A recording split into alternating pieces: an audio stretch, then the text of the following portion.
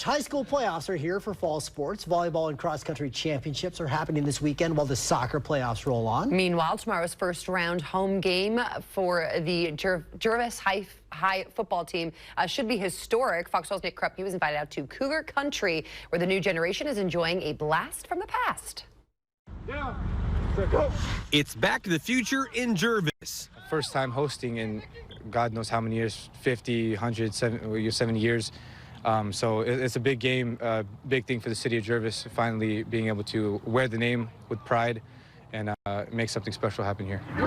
Eisenhower was president, a gallon of gas was 29 cents, and Eggo waffles first popped from a toaster, what it is believed to be the last time the Gervais High Gridiron hosted a home playoff game in leather helmets in 1953.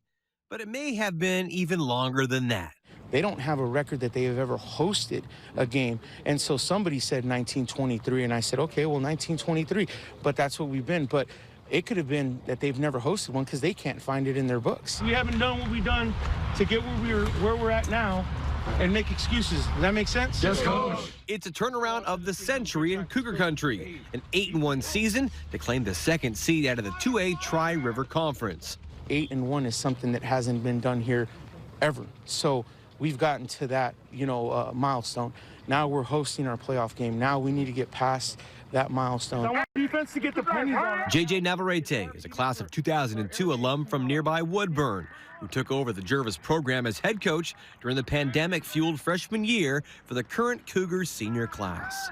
We worked. We played a varsity schedule with the JV squad, but we never made an excuse. We took our lashings like anybody does, and we rolled with it. You got 2 minutes. JJ works construction by day and has commanded respect in his 4 years of building up the confidence and the culture of the Cougs. I think Gervais chose me, man. Jay's been there for me. He's like a father that I never had. And preaching us as family means a lot to everyone.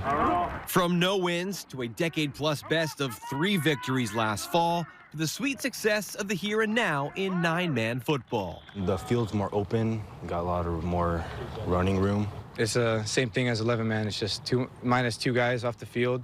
Gervais welcomes the Toledo Boomers under the Friday Night Lights on their real grass field. It's an important game, but at the same time, we got to have fun. It's our first playoff game I've ever been in. I've had the biggest group of football players this year containing the JV team and the varsity team. We had 40 kids out for football, which has never been seen at Gervais. And I always say, how? We must be doing something right. 1, 2, 3, 4, 5, 6, excellence! Well, history's 70 to maybe even 100 years in the making. It's going to be a wet one. Mud, too. That's how we like it out here in the home of the Cougs in Gervais. Find out how they do in the Week 10 playoff edition of Friday Night Lights on KPTV at 10:30. In Gervais, Nick Krupke, Fox 12 Oregon.